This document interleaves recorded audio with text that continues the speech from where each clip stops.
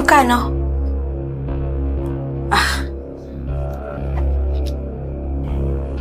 Oo, Bes, sinabi ko talaga yun sa kanya. Teka, ano nangyari dito sa kapitbahay namin? Itapon mo yan habang maaga pa.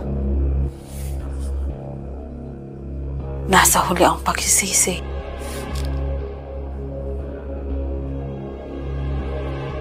Wala, Bes.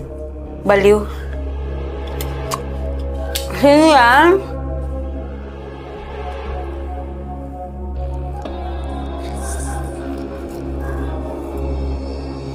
Hello, Bes? Nasaan ka na? Mag-chat ka na lang pag susunduin na kita, ha?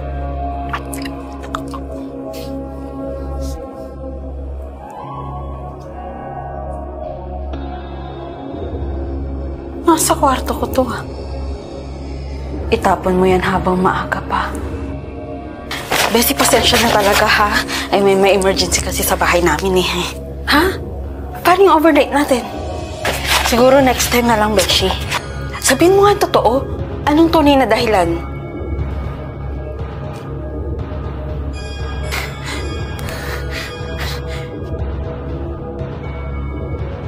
Yun kasi, yung labubo. Mauna na ka, Beshi, ha? Ingat ka dito. Itapon mo yan habang maaga pa. Miss Camille?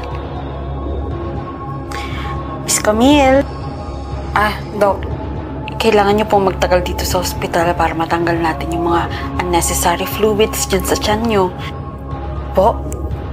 Doc, okay naman ako eh. Hindi naman sumasakit. Sa ngayon, hindi natin alam sa mga susunod na araw. Sige ho. Hello, Ma. Pinicture na ba ako ng tulog? Ang dami kong picture sa cellphone ko ng tulog ako. Sino may gawa nito? Dami po kasi hindi magandang nangyayari sa bahay na to. Gaano ka nakatagal na nakakaranas ng mga ganon? Parang mag-iisang buwan na. Gaano nakatagal sa'yo to? Po? Isang buwan na po mahigit yung labubo na yan sa akin. Trending po kasi. Pero, honestly ho, hindi po ako nakikitan dyan. Nagtitrend yung mga ganito. May kinalaman po ba yan sa mga nangyayari sa pamamahay na to? Sumunod ka sa akin. Magsindi ka ng kandila. Sabihin mo yung mga ritual na sasabihin ko sa'yo. Ibalot mo ito sa itim na sako.